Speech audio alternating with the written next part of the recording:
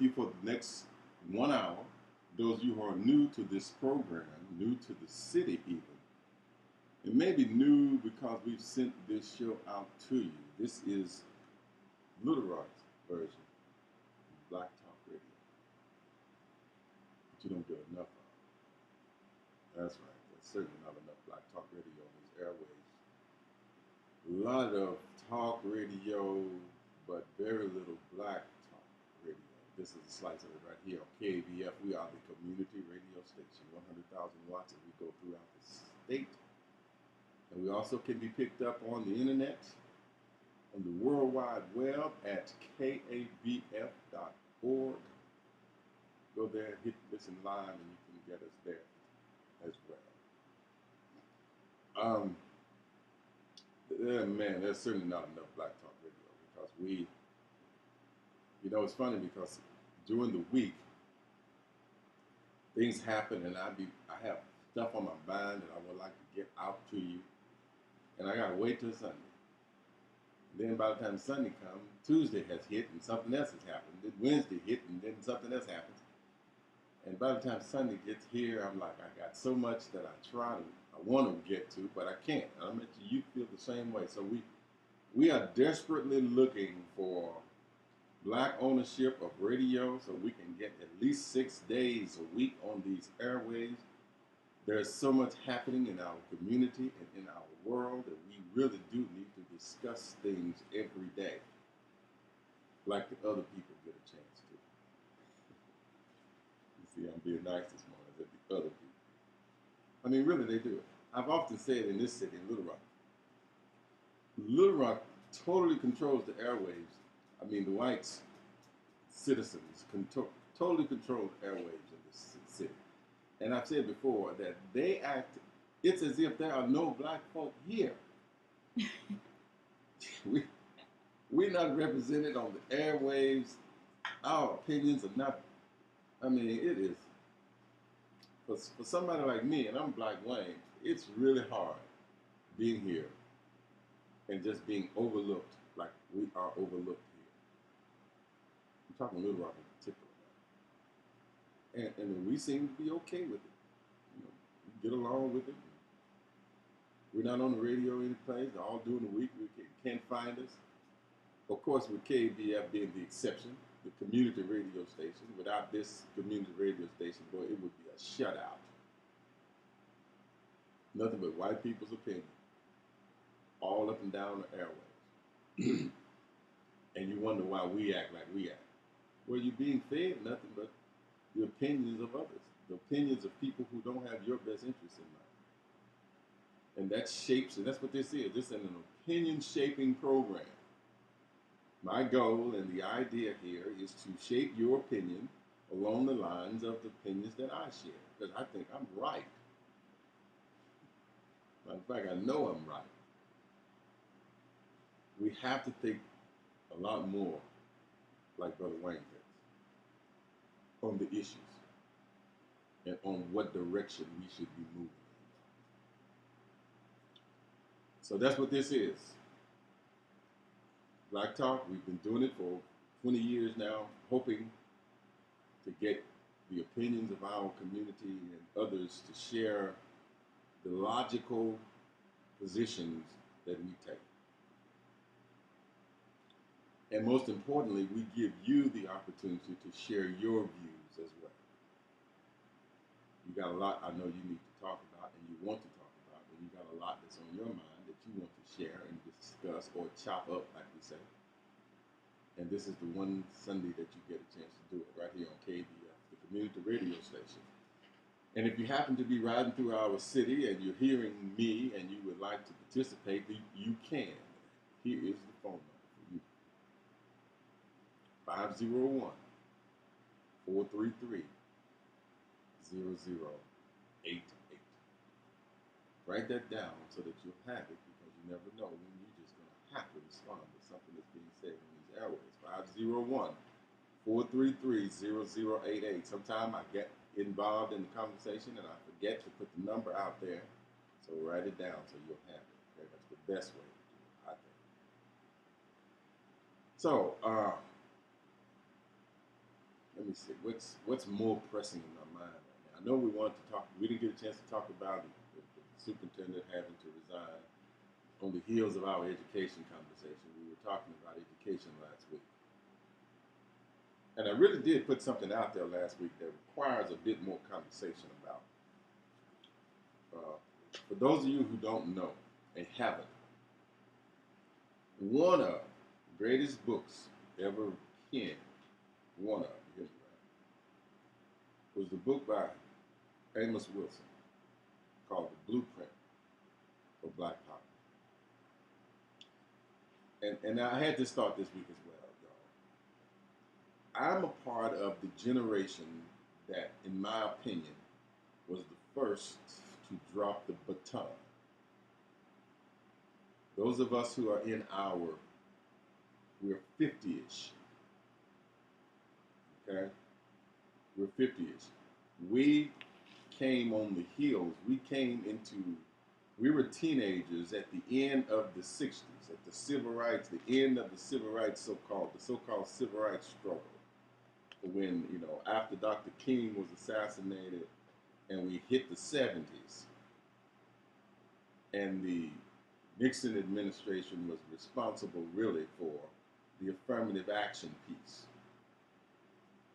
And that generation, we were a part of that generation that accepted the deal on affirmative action and said, okay, after the 60s, and we would, because here's what happened.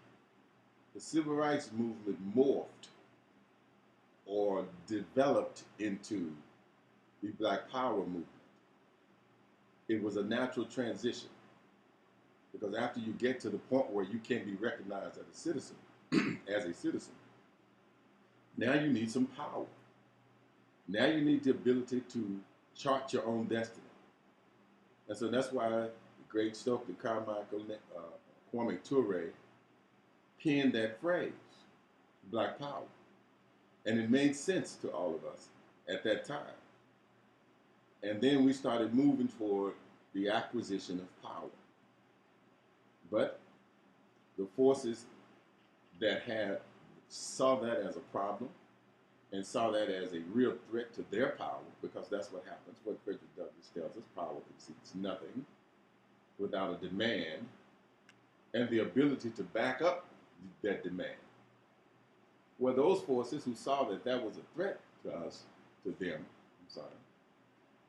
they moved diligently to squash that movement, the Black Power movement. And what I mean by that is they murdered the chief proponents of that movement and chased the rest of them out of the country and jailed them, literally.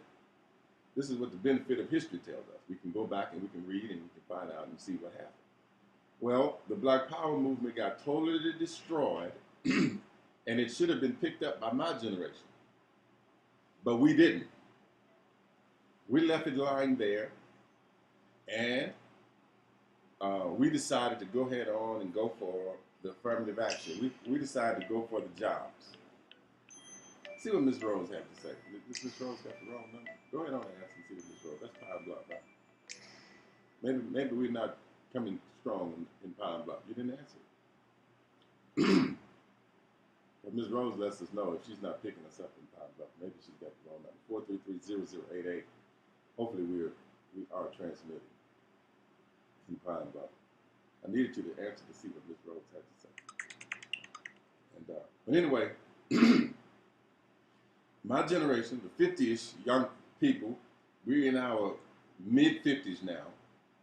We dropped the baton. We were the first one. And in this struggle, it's a relay race. People that were enslaved were fighting to free themselves. And when they gained their freedom, the next movement was to move toward real citizenship. And our people fought and did that, and they marched, and they got beat in the head, and they did that. And then we get to the next level of the movement. That was the power movement. We need to get Black Power. And we dropped the baton, and we left it lying there. It is there right today. And as a result of us not pushing and getting the power, now we are faced with, okay, great, loud and clear, good. Now we are faced with this, what we're experiencing now, which we've got to get some answers to. And that is all those who could gain entry into this society did. And it was a window of opportunity for us that was there. And they said, come on in. Affirmative action is assisting you because affirmative action says that if you have no black folk working in this company, you got to at least hire one. And the requirements for that one was it's some kind of degree.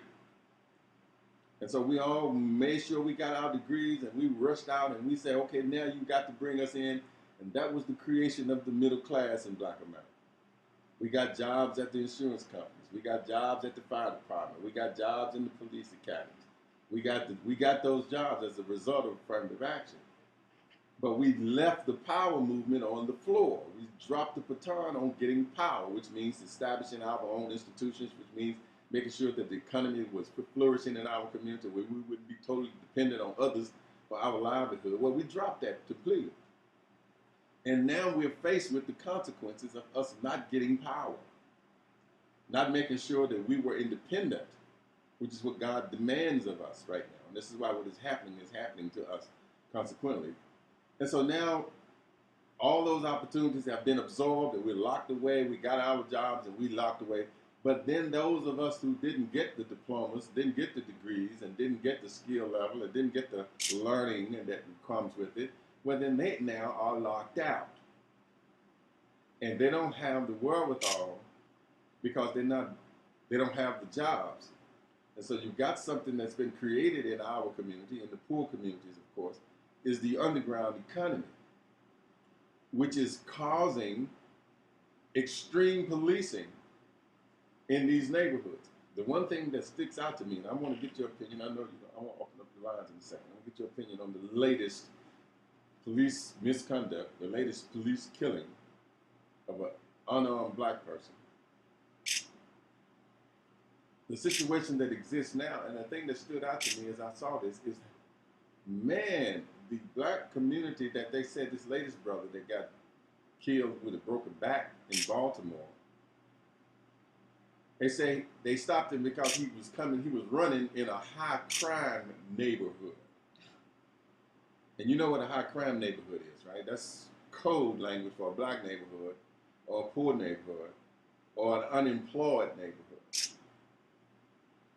And so, but all of the cameras that was there is what really shook me. They had the whole community generally under surveillance. And we're okay with it. There's a camera almost on every block. We're living our lives completely under surveillance of cameras. And I've seen them in the communities that I ride in here in Little Rock. I don't know whether they're activated. Apparently they are. I mean, we're under surveillance. I don't know if these cameras are in out west. I don't think so.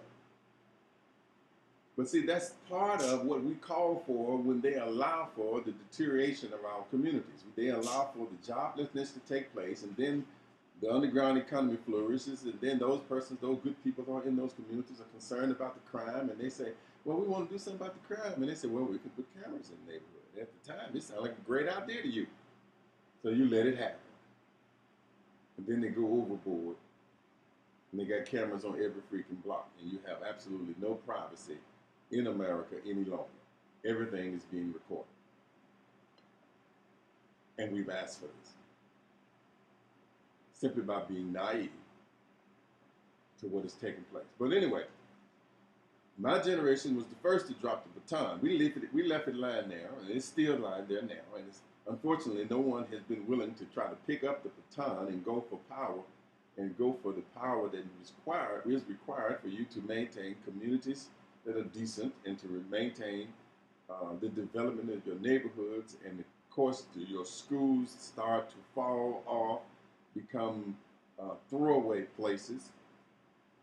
And then we have this situation where white police officers who have been affected by the constant misrepresentation of black men through media, all forms, and through circumstances Now they are policing our communities without the requisite, what's the word? White officers are policing our communities without the requisite compassion and concern.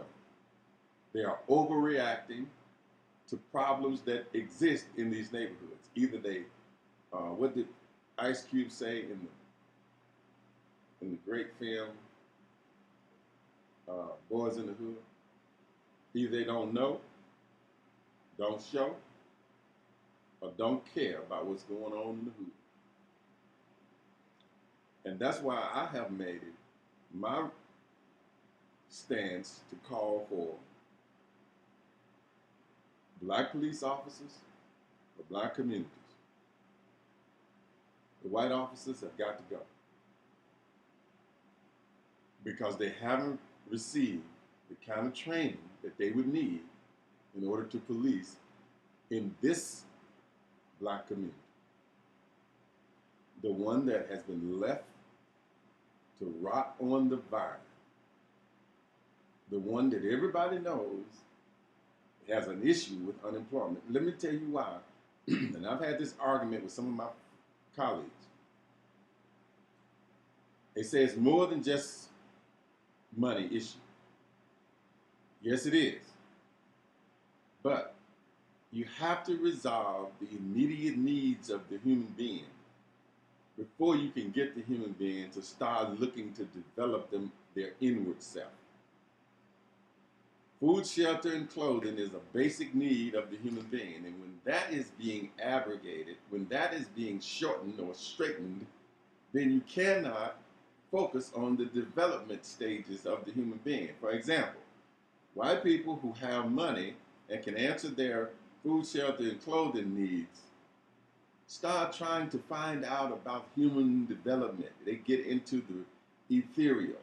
They even go deep into the religious aspects of things because they're not concerned with the rent, with the gas bill, with the light bill, with the car note. They're concerned with those things. So they start getting into real human logic and human development and make you believe that they're really spiritual or that they're really developed as human beings. No, well, they are because they get a chance to develop themselves along that line because they're not concerned with those monetary things. They're not concerned with those things that have to focus on their existence. Whereas we, meaning a large portion in the black community, they don't have time to be dealing with the human development part of themselves because they're trying to put food on the table.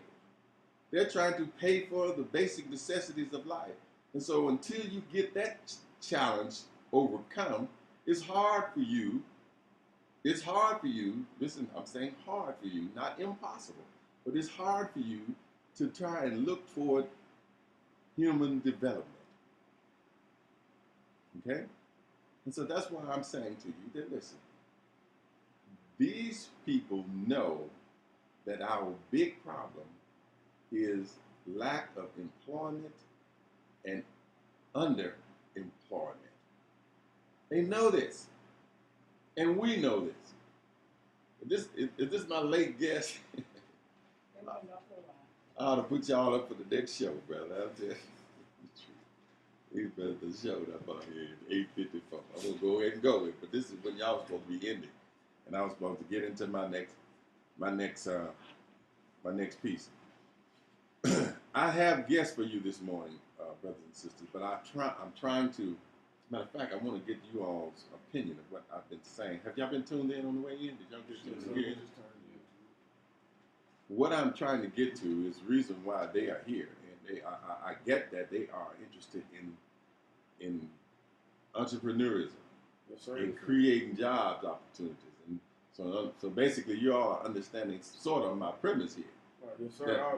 That our community is feeding on itself because of lack of employment opportunities and underemployment opportunities, and we're focused on the basic necessities of life.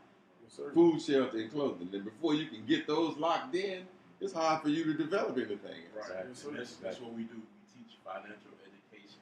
And so I feel like that's a huge part of us getting back to where we're supposed to be. And Who I have here are co-founders of Young Wall Street. Yes, sir. Which one of you are Brother Khalil? I'm Brother Khalil. Brother Khalil, Mm-hmm. you the brother I've spoken with. Yes, sir. And brother, is that Carl? Yes, sir. Carl Daniel. Brother Carl Daniel, Brother Deontay. Yes, sir. All right, brothers, welcome to Respect for Life. I appreciate it. These are all young black men here. And they're co-founders of Young Wall Street. Now, just briefly, and one of you give me and our listeners, what is Young Wall Street? What we do, we take young men, 13 to 21, and we raise them up to be entrepreneurs, businessmen. Put a product, put a service in their hands, legalize them as businessmen and as a business in itself, and we trade amongst each other and encourage the trade amongst our city. So y'all actually do a practical, actual application of that principle. Y'all actually giving them products in which to utilize and make them move in this direction. Right. And we actually we let them create the product that they want to come up with. So it's all on them. Now we do know, and I am 100% in agreement with the fact that we have got to be able to produce opportunities for ourselves, especially young black men. Yes, sir. And y'all are young black men. Who's the oldest? And what age group is that? What, I'm 20. 20 and 19? All right, y'all are the group. Y'all are the group that. How you come by this? What you read some books, saw somebody? How y'all really get? just naturally, and I know a whole lot of people who focus on. They have their hand out, which is a job, and they think that they secure. And really, when you have a job and you're hired by someone else and you have a boss and you're not secure. You know, my mom, she worked for 8 years for a lady who was making $90,000 a year, and all of a sudden, the lady just fired her.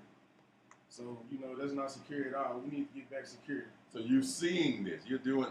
You. This is came as a result of your witnessing. Exactly. All three of us. And then I hated, and I hated the people, nowadays, not even young people, older people, they make it sound like you need to go to school and just go work for somebody for the rest of your life. We need to get back to owning things, like Wall Street, the Black Wall Street in Oklahoma that they burned down. That's the power that I was talking about. Exactly. And I was telling you that my generation is the generation that dropped the baton on you guys. Exactly. We were supposed to move forward with the movement. We did what we were supposed to do. We fought and got out of slavery. We fought and got actual rights of a citizen in this country. And then the next thing that we should have done, which was to fought to get power in this country. And we didn't. We dropped. We all decided to go work for somebody. It's still slavery. It's still in the movement. It's just modern day slavery. Well, it's the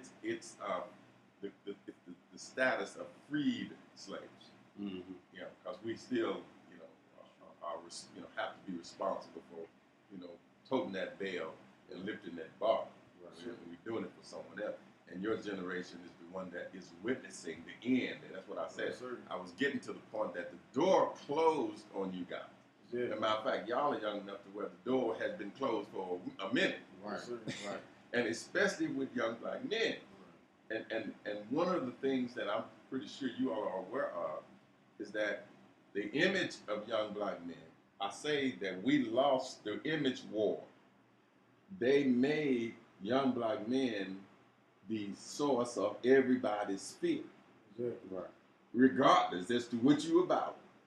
You walk out the door, there's a target on you. And that's easily done because of our strength. That's easily done because of our strength. And then there's no apparatus. We don't have enough of these kind of shows, enough of stuff on TV to help take that image off. Exactly. And that's why they get nervous talking policing. Gets very nervous when they encounter young black men.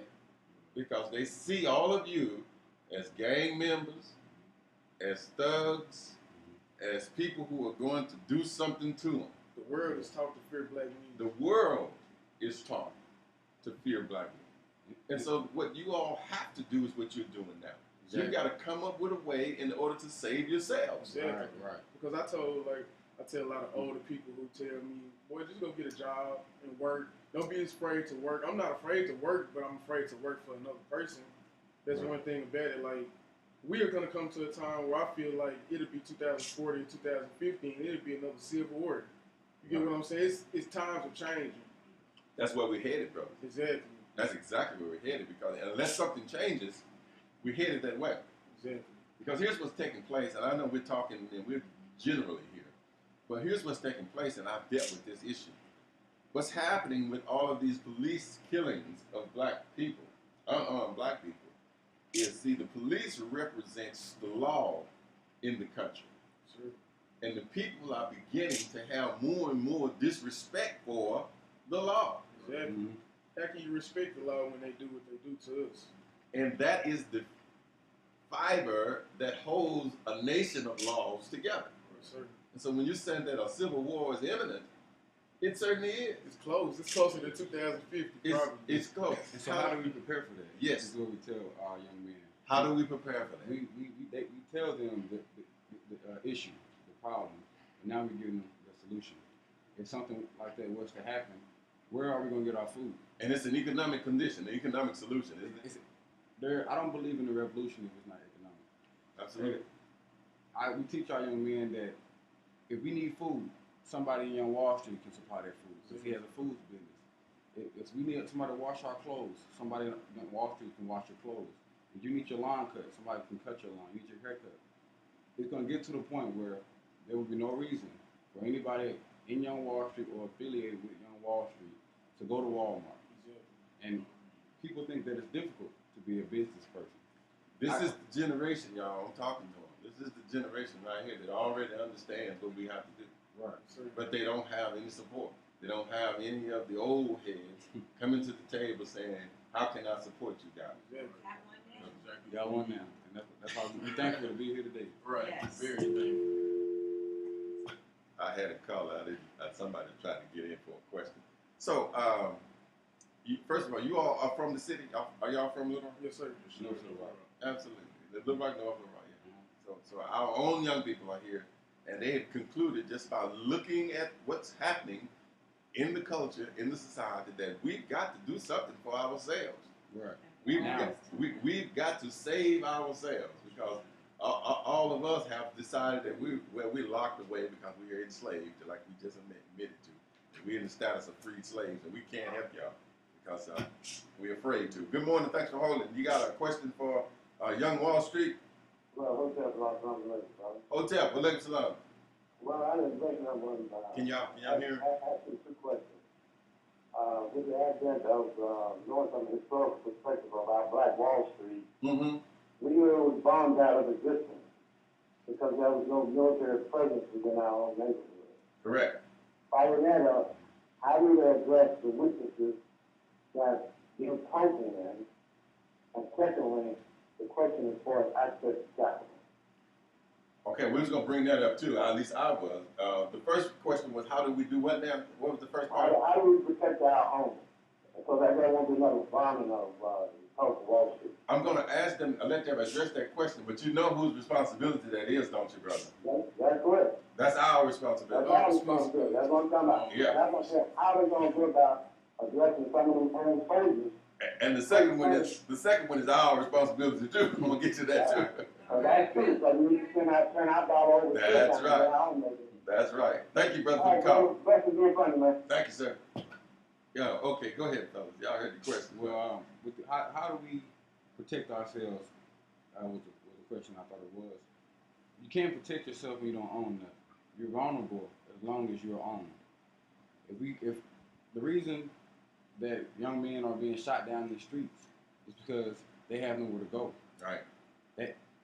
Young Chinese immigrants are not getting shot in the streets. They're working in a family Chinese restaurant. They're working in the family Chinese clothing store, family grocery store. They're somewhere. But when you got young men roaming the streets with nothing to do of means to make money, but illegal activity, then they're vulnerable. Yep. But if you give them a legit business, something to flip. I hear the language you're using. I'm familiar with it. Go ahead. He used the language he's familiar with. Go ahead, bro. Take the dope and give them toothpaste. Or take the dope, Yeah. give them a lawnmower. Yeah. Take the dope. Exactly. Turn it into something positive. Here's what you're saying, and this is what we say here all the time, is that, first of all, you're going to have to make some money in this culture. Exactly. America is capitalism. Mm-hmm. and the emphasis is on capital, which we're going to talk about in a second. But you've got to earn money, and there are two ways to which you earn money: legally and illegally. That's it. Right. We have to get away from the illegal way. And if you're not making legal money, the pressure is on for you to try to make some illegal money.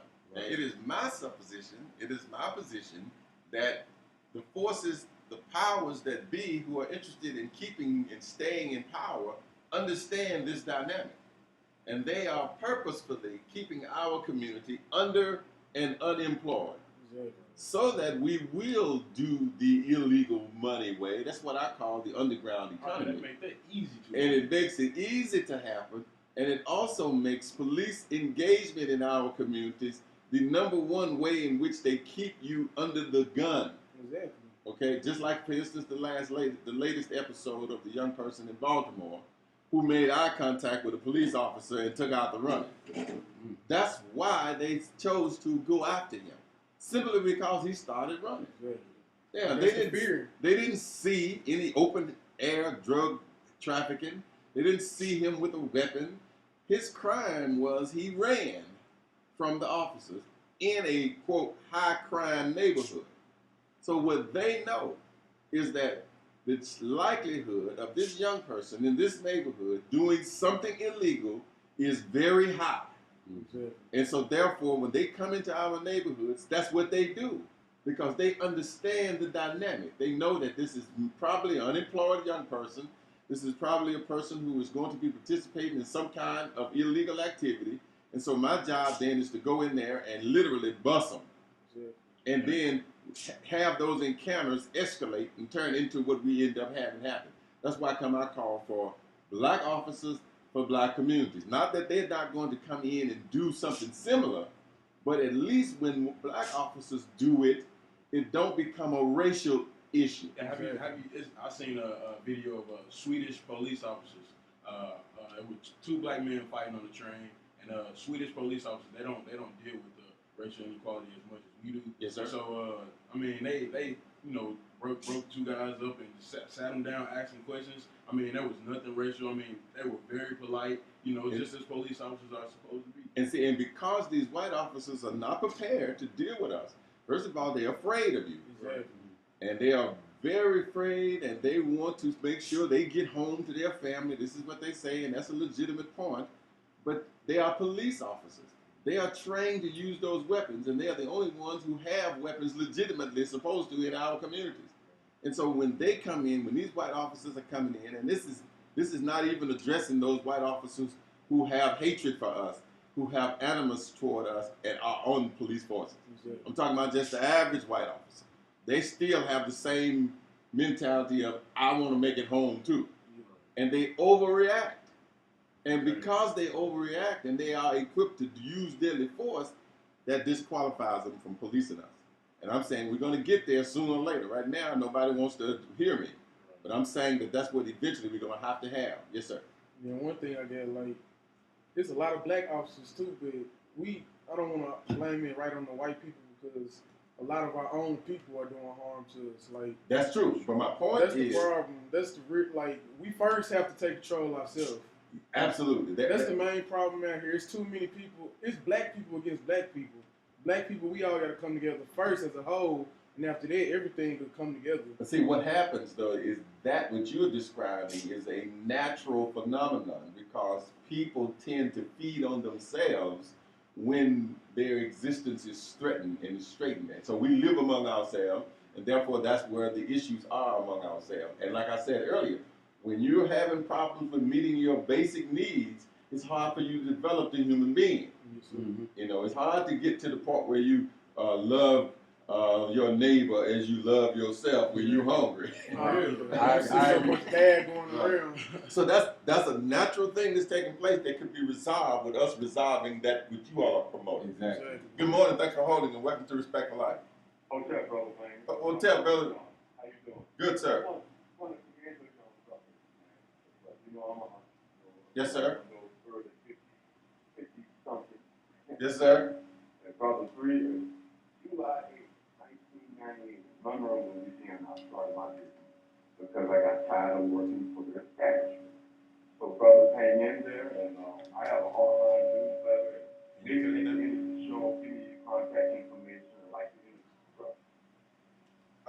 Radio. Thought it was us. Yes, sir, brother. All right, bro. Thanks for the call, brother. And did you have a question too? No, I just wanted to commend you, brother. Okay. Thank you. Good enough. Thank Thank you, sir. Yes, sir. 433-0088 is the phone number here to the studio. If you would like to get some questions answered to our brothers here, co-founder of Young Wall Street, Brother Khalil, Brother Carl, and Brother Deontay. These are young black males who have come to the conclusion that we have to be entrepreneurs. Right. We've got to create opportunities and jobs for ourselves. That is the bottom line. We've got to do it. And another thing, we have to start sending our black kids to black colleges. Boy, They're gonna go to college. That's the big thing. They need sports. what's and, this? and sports and all. Like, why not all the NFL players come from like a UAPB or Southern or somewhere like that? They all got to go to the white colleges. Boy, That's the big problem. I just don't understand that at all. From boy, sports. You own it, brother. You have hit the nail. Yes, sir. Okay? Because really, because of all, see, we got to do a show on this. Yes, sir. Because of all the money that's involved Exactly. with athletics, I even said this recently. I said, listen, there should be a fund set up from wherever these ball players from, like the community that they're from, Yes, sir. there should be a bank account set up for that community. Exactly. Right. So that when they get a contract with the shoe company or with the NFL or whoever, they got a $2 million contract, $2 million goes into the fund from the community, for the community they from. So that we can benefit from our natural resources. That's what they are. They are natural resources. They are making billions of dollars for these companies, Exactly. for these sports persons, and all we get from them is, you know, they come back and put on, A trophy. They- And a ring. or they put on what they call it when they come and do a community, you know, where they do Parade. Like a meat. where they come in and do where they teach you how to dribble and Oh, yeah. Oh, Training camp. yeah, Training they do a camp. camp. Man, And They do a camp. I mean, Yeah, for the they camp. don't know even, they can't think beyond that, but they do a camp. They come in and let some kids shoot some layups and, you know, give them a t-shirt. And on Thanksgiving, give them about 20 turkeys. Somebody's holding. Good morning. Right. Welcome to Respect for Life. Morning, Rain. I'm sorry, morning, Wayne. Good morning, brother. You know, I was there was Al was on this morning. No, sir. Al is absent this morning. I'm sorry for not announcing that. Al is the other brother that does the show with me. Okay, well, those young men in there, I heard, I came in late, but I'm sure what they're trying to do is big help because we need all the help we can get. Absolutely. And they need your help and your support. These are the kind of young men that we are supposed to be supported That's right. because they're free. They're not trapped with big mortgages and big Right. car notes, and Right. they don't have to be afraid for their jobs. And Wayne, it's kind of time for the over 60s to sit down and let the young blood do what they can do. That's right, because they got the right mentality. They understand that what it's about. They see it based on their own experiences, is what they have concluded.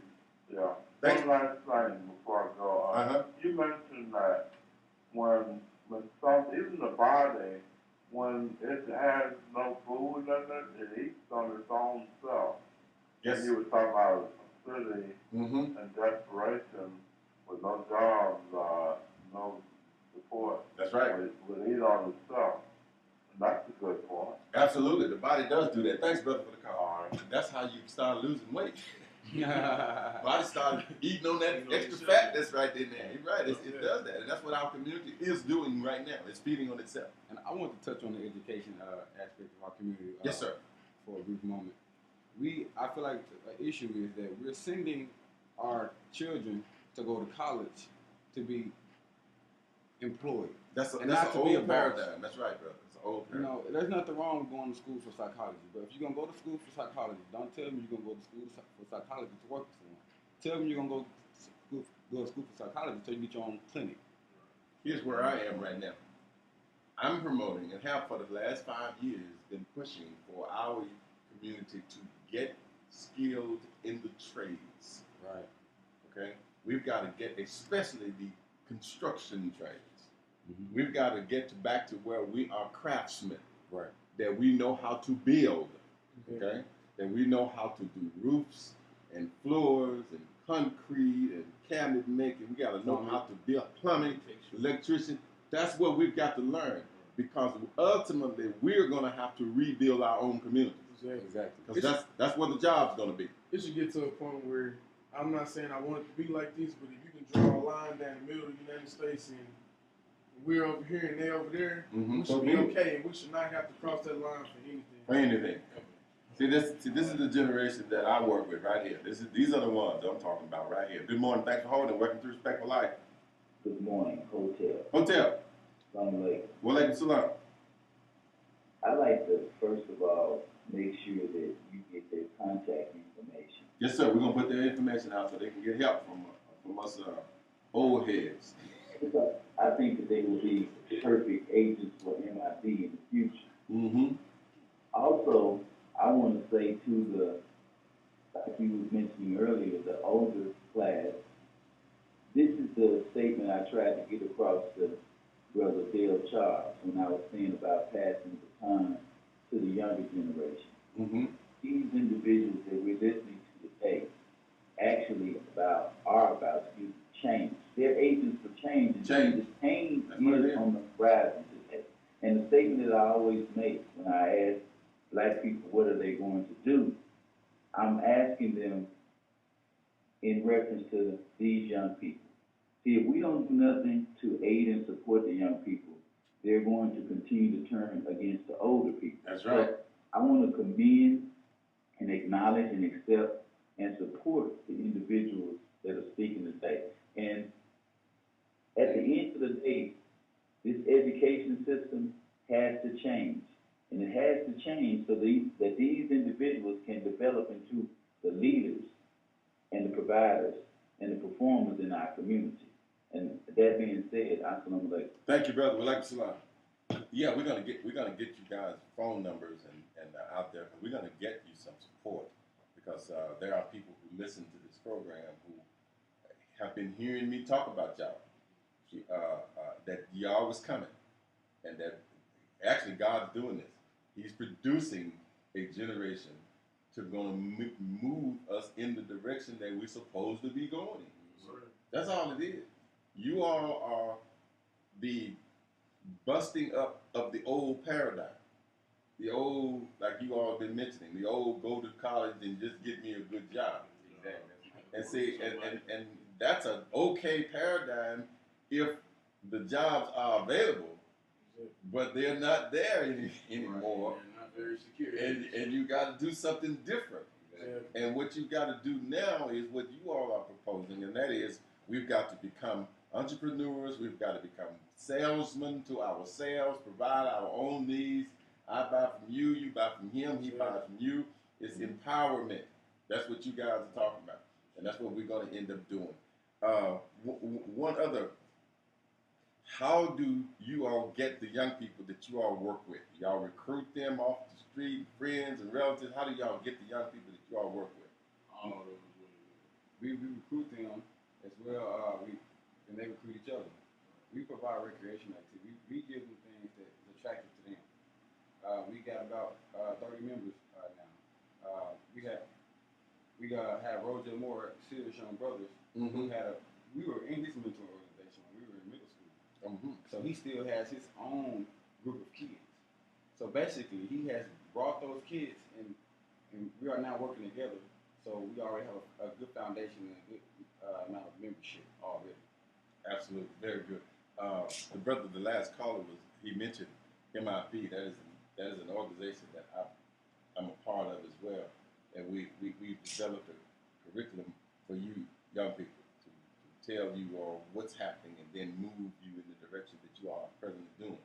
And it stands for Mentors in Blackness, and that's what we do. We focus on. We're gonna hook up with you cats too, and we're gonna do what we can to help you guys do what you all are doing, so that we can make this a reality and get it to spread. Good morning. Thanks for holding. Welcome to Respectful Life.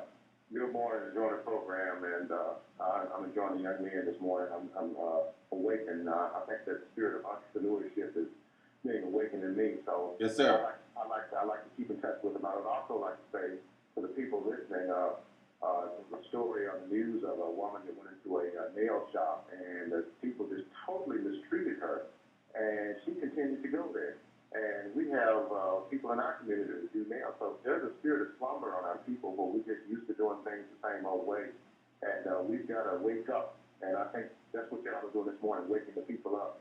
That we got to help our young men. We got to wake up and start doing business when we offer the same product. That's right. Absolutely. Thank you, brother, for the call. There is no reason, absolutely none, other than we are mentally asleep, like the guy said, for our communities to be poor. There's no reason. We got too much wealth. We got too much wealth, bro. We got too much. Yesterday, and I want to know, somebody tell me, yesterday I went to the dollar store on Broadway and next to the Sims up there. You know where the Sims? And that whole parking lot was full with cars. And so I said, well, I wonder what all these cars are doing here. So I looked over there, and they wasn't at the Sims end. It was on the other end. So I said, man, the dollar store is full this morning. So I walked in the dollar store, no one in the dollar store. I asked the dollar store lady, why are all these cars on this parking lot? She said, they over there, pointing to the hair care place. Yeah. Full. That's what I'm saying. Was it the Asian? Yes, sir. Yes, sir. See, those are getting smaller.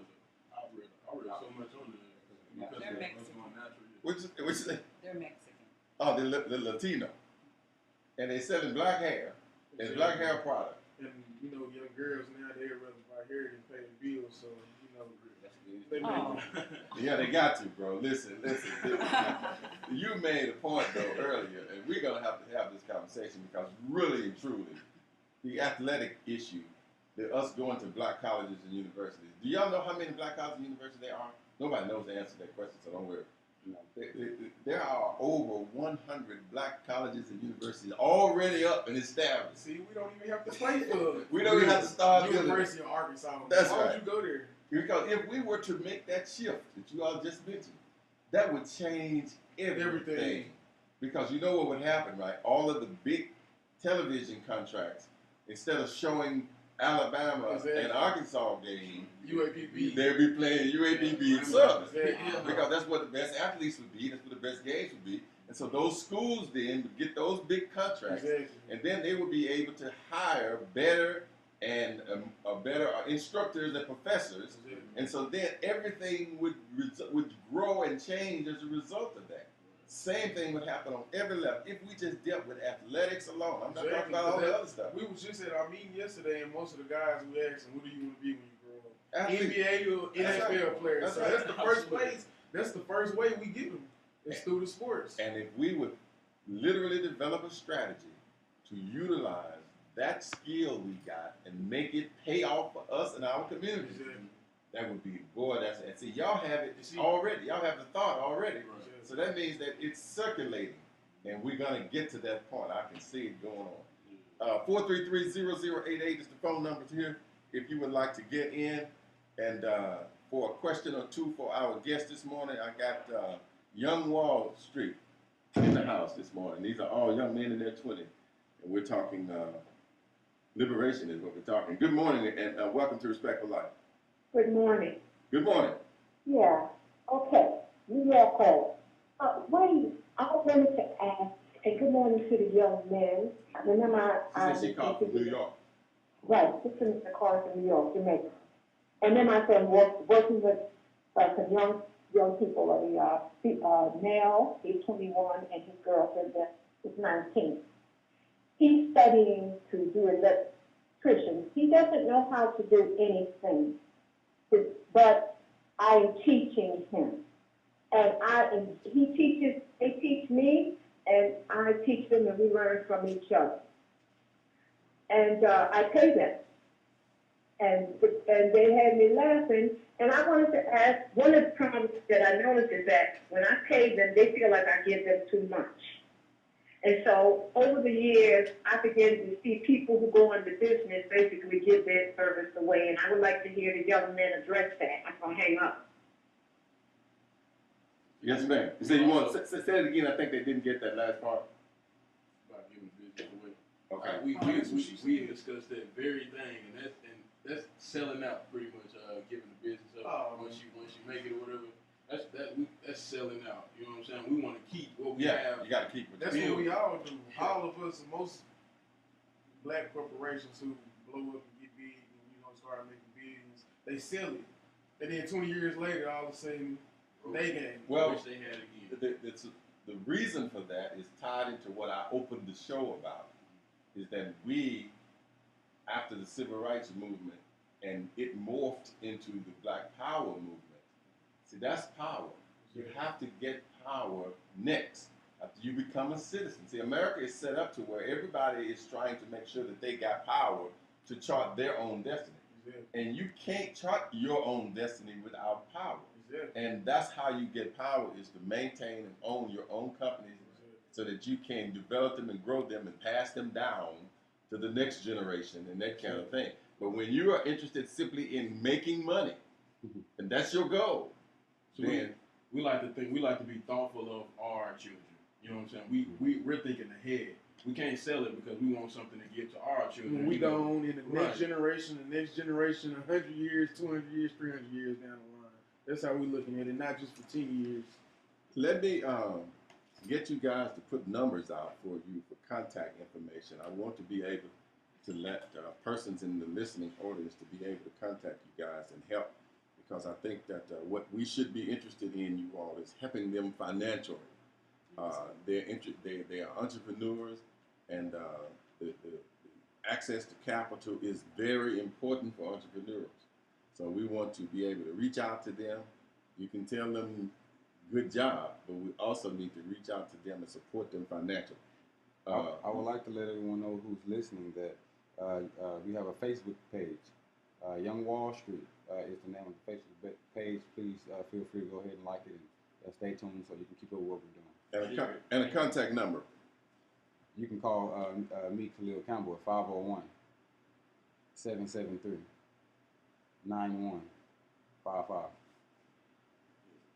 And I want to make sure that I thank my wife for contacting you guys. I think y'all met Angel to No, bring. I met, no. Get a microphone and tell me how that happened. So she's responsible for it. Yeah, and thank you, young men, for coming. It's just been a joy being here with you guys in the studio. Really, I saw the post that your mom put up on Facebook, and your mom and I are very dear friends, and I saw what you guys were doing, and I know that what my husband is trying to do and has tried to do for so many years. And I know that a young seed is what we all need. And so I was like, okay, I'm going to put them together. I'm not going to tell him about you guys. I'm going to say, look, they need to be on the show. And when he hears you, the connection will happen. And so it's been a beautiful moment this morning. And thank you guys for being here. And thank you for having them on. And the connection has happened, believe me. Good morning. Thanks for holding. Can you do it in 30 seconds? Oh, yes, I can.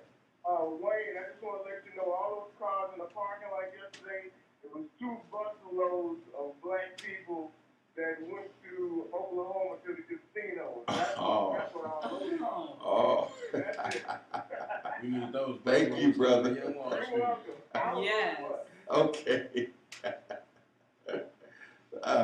All right. Respect the life. We got tentacles into all. I knew somebody knew what was going on. So that was a visit over there to the money shakers, Daddy. We need to shake that money to our community. That's what we want to do. We need casinos. We need all of it. We need casinos. We need all of that. Yeah, Any closing comments, young men, young brothers? Close it out for us this morning. Thank you, fellas, and whatever has produced you guys, I'm thankful for as well. And we're gonna work with you guys, and we're gonna keep something happening here too. Any closing comments? I do want to say I appreciate everybody who's out there listening, all of our support. We wouldn't have gotten this far without you guys. I mean, it hadn't been that long, but we've got a long journey to go, and I just want to say thank you for what you have done and thank you for what you will do. Couldn't say it any better. Hey, it was worth the wait, gentlemen. I know y'all was coming from Northern Rock, first time over here in this building, so that's not a problem. I'm glad you all got here. Okay. Hey, listen. These young men can be reached again at 773-9155, and they're looking for your support, financially and spiritually. Yes, sir. Well, the biggest way, one of the biggest ways that we can be supported is that we, at all the elders in our community, please bring your youth to our meetings. The more members we have, the more businessmen we will have. Everybody will be a businessman. That's right. Guaranteed. More numbers mean more power. Absolutely. Hey, you guys, thanks for listening. You got to stay tuned. Big Griff is here. He's coming up with the city's best in jazz and love songs. Hey, we're still working on the fan page. We're going to be able to get these shows up so you can see them. And I can't hear what you're saying, but the fan page is up. They just need to go and like the page. fan page is up, okay, Right. but the shows are not up yet. Correct. We're gonna get the shows up, and all of you that is trying to friend me on Facebook, I'm gonna be responding. Cause we're gonna put the history of the Respect for Life and all that's gonna be on there. When we get that done, I'll be able to respond to you guys. Okay. Hey, Brother Wayne, I can be reached. I'm at 416-8349. 416-8349. Let me say to all of you, thanks for listening. Thanks for calling and giving us your opinion. And peace, and have a great rest of the day.